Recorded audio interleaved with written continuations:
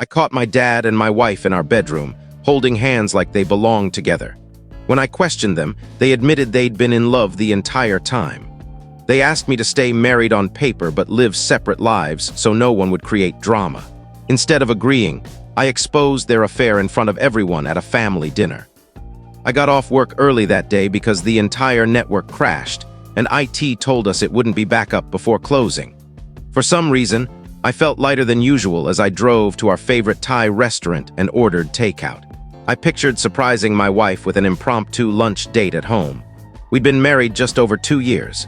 Sure, we had our rough patches, but I genuinely believed we were solid. I never once suspected anything was wrong. Yet the instant I turned onto our street, an uneasy feeling settled in my stomach. My father's car was parked a few houses away.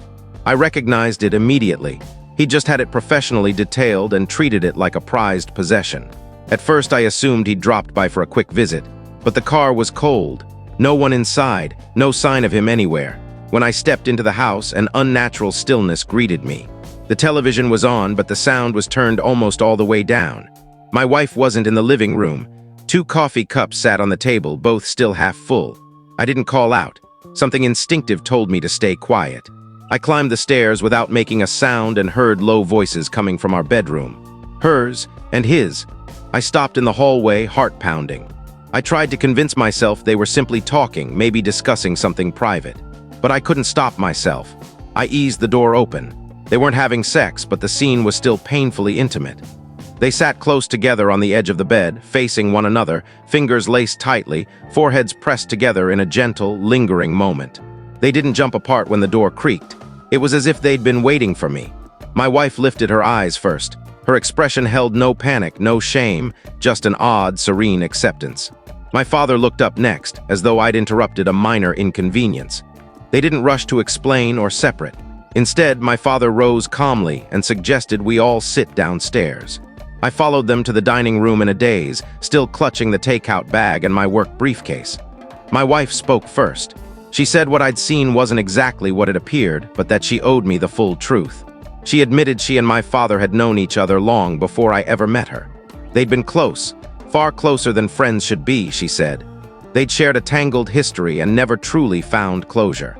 I asked, voice breaking, whether they'd been having an affair. My father met my gaze steadily and said it went deeper than that.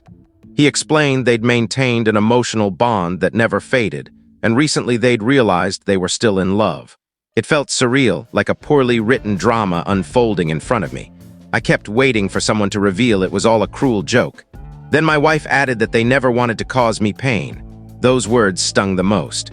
They delivered them with such earnest conviction, as if sincerity could soften the blow.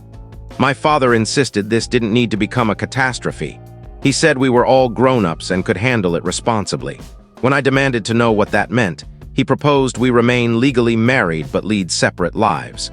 That way we could avoid a public divorce, spare the family unnecessary conflict, and keep everything discreet. He even presented it as beneficial for everyone. I'd gain freedom to see other people. She'd eventually move out and we could divide assets quietly without scandal or embarrassment. No upheaval, just a smooth, private shift. I asked if they'd completely lost touch with reality. My wife reached across the table for my hand and said she still cared for me deeply, just not romantically anymore. She claimed she didn't want to lose me from her life entirely, that I mattered too much to her. She even suggested we could redefine our connection, that things didn't have to be all or nothing. I stood abruptly and left the house without my keys. I walked aimlessly for hours, ending up on a bench in a park near my office, trying to make sense of it all. How long had this been happening? Had it ever really ended? Had I simply been a temporary stand-in until they reunited? That night I didn't return home. I stayed with my friend Lucas and poured out the entire story. At first he thought I was making it up. Then he just sat there, stunned, and asked what I planned to do. I admitted I had no idea. I barely slept for days. In the stillness of those nights, pieces began falling into place. The strange tension whenever my father visited. The way my wife's face brightened around him in a way that always felt slightly off. The family teasing about how similar their tastes were. How he was constantly offering to help her with repairs even when I was available. How she never minded when he lingered long after dinner. Maybe I'd been blind, or maybe I'd simply trusted the people closest to me. By the third night, I knew I had to act. I contacted a divorce attorney. Whatever peaceful arrangement they envisioned, they were about to face real consequences. Update 1, I ignored every call and text from them for a full week. I stayed at Lucas's place the entire time. He gave me space, only listening when I needed to talk. Most days I sat on his back porch, staring at the unkempt yard, wondering how my life had become this grotesque parody. I went to work on autopilot. On day 8, I finally replied. I told them I'd stop by to collect some belongings and didn't want discussion, just space. That seemed to alarm them because my phone started blowing up with messages. My wife sent a lengthy text about how wounded she felt that I wouldn't let her clarify things. She acknowledged my anger, but insisted their suggested arrangement was the kindest path for all involved. Kindest. That word echoed in my mind for hours. I couldn't comprehend how anyone could describe betraying a spouse with his own father as compassionate. When I finally went to the house, I brought Lucas along for support. I didn't trust myself alone with them. My father always had a knack for making me feel small. And my wife, well, she could twist betrayal into a simple miscommunication. The moment I stepped inside, it felt staged. The house was spotless, fresh cookies cooling on the counter like a sitcom reconciliation scene. My father lounged in the armchair, looking infuriatingly relaxed, as if hosting a casual gathering instead of facing the wreckage he'd caused. My wife asked if we could talk. I repeated that I was only there for essentials and documents. Naturally, they couldn't let it go. My father stood and launched into a speech about how he never intended for things to unfold this way. He claimed falling for her again had been unexpected and painful for him too. He said he still wanted me in his life and hoped I'd reconsider their proposal. Their proposal, like it was a business negotiation instead of a stab in the back. My wife added that we could delay changing our legal status, avoiding costly lawyers and public humiliation if we stayed civil and respected boundaries. She said living authentically was something to take pride in. Lucas actually snorted at that. He couldn't hold it in. I said very little. I walked past them, retrieved the files I needed from the office, and packed a small bag with clothes and toiletries. My wife trailed me from room to room, still trying to justify everything. She admitted it was wrong, but insisted feelings weren't always tidy. She repeated that she didn't want to lose me, that she still cared. I told her that if she truly cared, she wouldn't have kept me in the dark. She could have ended the marriage cleanly instead of lying every single day. She could have chosen honesty over sneaking around with my father and then expecting me to pretend everything was fine. Quiet tears rolled down her face. I felt nothing. Before leaving, I looked at both of them and said whatever dream they'd constructed, I wanted no part of it. They deserved each other, but they didn't deserve me. That night, Lucas and I went to a bar. I needed noise and something stronger than coffee. Over drinks, I finally said aloud that I was filing for divorce. Lucas agreed it was the only option. He asked if I planned to tell the rest of the family. The question hit hard. I hadn't even considered my mom, siblings, aunts, uncles, cousins. No one else knew yet. And when they did, I had no idea whose side they'd take. I told him I wasn't ready. I needed to survive the next few days first. By the time we got back to his place, 2 new messages waited. One from my wife, one from my father. Both lengthy, carefully phrased appeals for forgiveness, maturity, and another chance. They genuinely believed there was a version of this that worked for everyone. That realization struck me hardest. They weren't just hoping I'd agree, they assumed I would.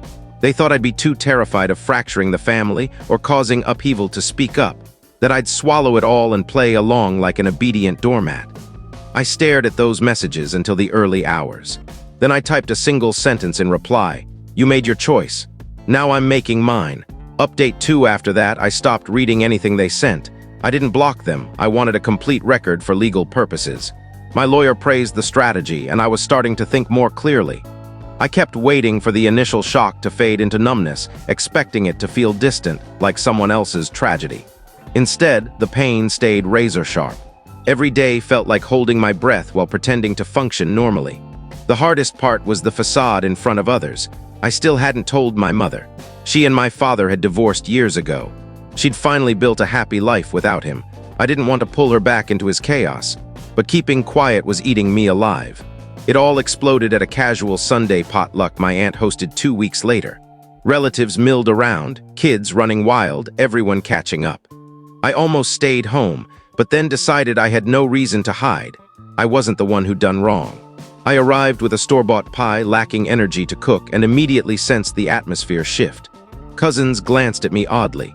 My aunt offered wine without meeting my eyes. Then I spotted my father already there. And beside him sat my wife, chatting and laughing as if she belonged. I nearly turned and left, but something inside me broke. If they were going to parade their new normal publicly, I refused to slink away and let them control the story. I walked straight to the table, took a seat opposite them, and remarked how surprised I was to see them both. My father smiled pleasantly, as if we were simply chatting. He said he believed it was time for honesty with the family, that transparency would help everyone heal. My wife sat stiffly, clearly rehearsed but unsure when to speak. So I spoke for them. I stood, looked around the table, and announced that I'd caught my father and my wife in an affair. I told them the two had been involved, who knows how long, and had actually suggested I remain legally married while they continued their relationship, all to avoid family conflict. The room went dead silent. My aunt gasped, mouths hung open. Thankfully, my mother wasn't present. I couldn't have handled her reaction that night.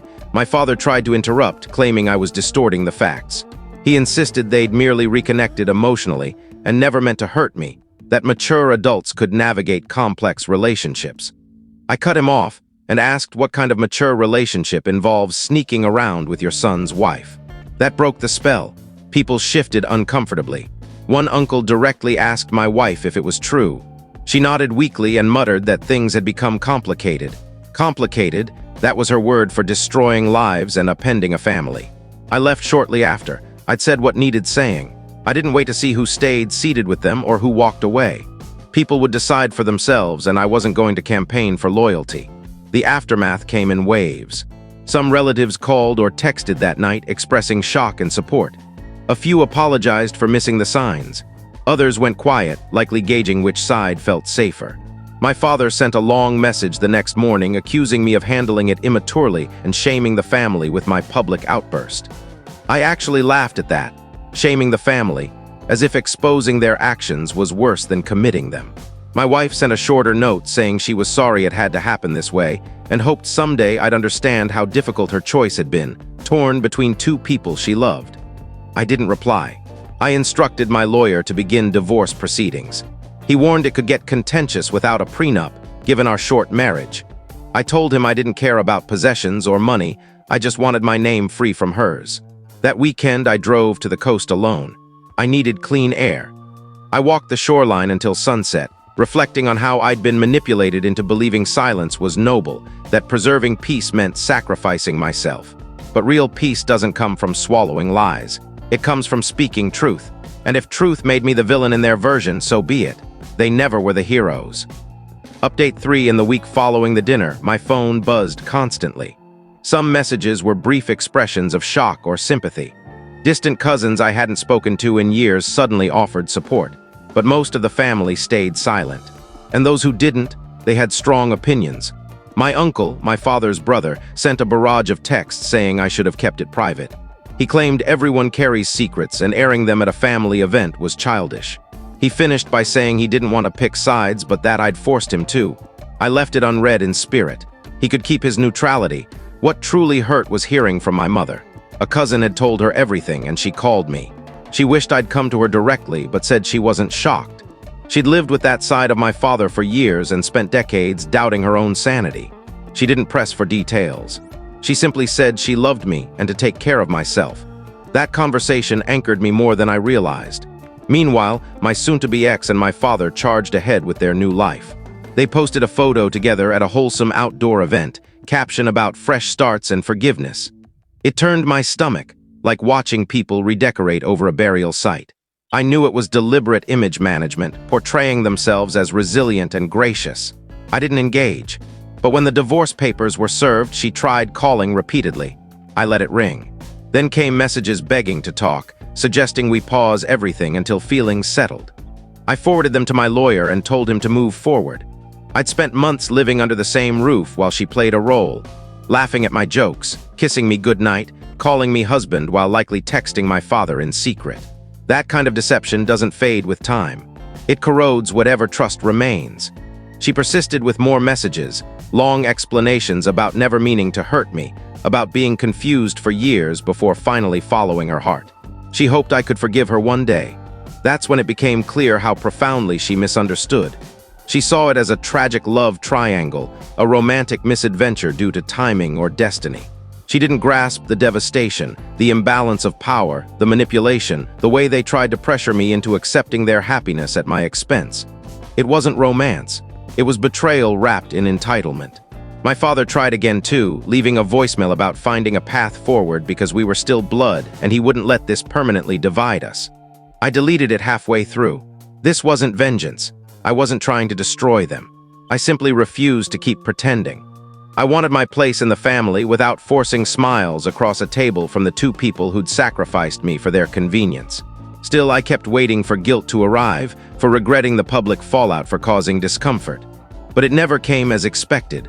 Instead, small pockets of calm appeared. I'd wake up without dreading hidden meanings in her glances at her phone. I no longer wondered why my father seemed overly invested in my marriage.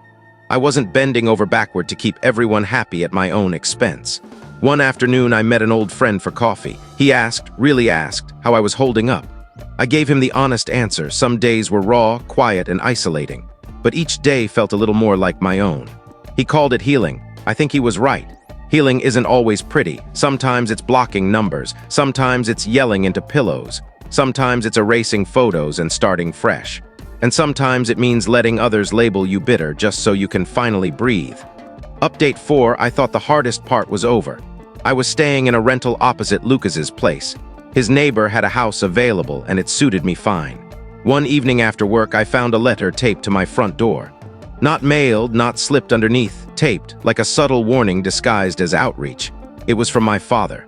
He wrote that he didn't expect instant forgiveness, but hoped we could speak as adults. He and my ex were contemplating a future together and wanted to do so with my approval. He claimed they could never be truly content knowing I was still suffering. They needed family harmony. The sheer presumption made my blood boil. He still positioned himself as the reasonable one, as if this were a minor family disagreement needing mediation. It crystallized something for me. He felt no real remorse, only irritation that I wouldn't move on. I tossed the letter in the trash, but I couldn't stop replaying it. What kind of man carries on an affair with his son's wife, before, during, and after the marriage, then requests a blessing as if asking permission for a normal relationship? The anger returned, slow and steady.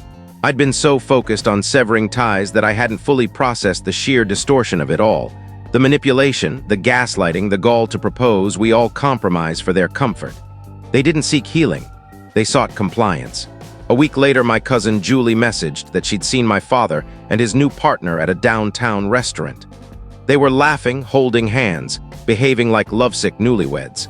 My father apparently introduced the situation by saying they were simply grateful everything had resolved happily in the end. Resolved happily. I read it over and over until something inside me fractured.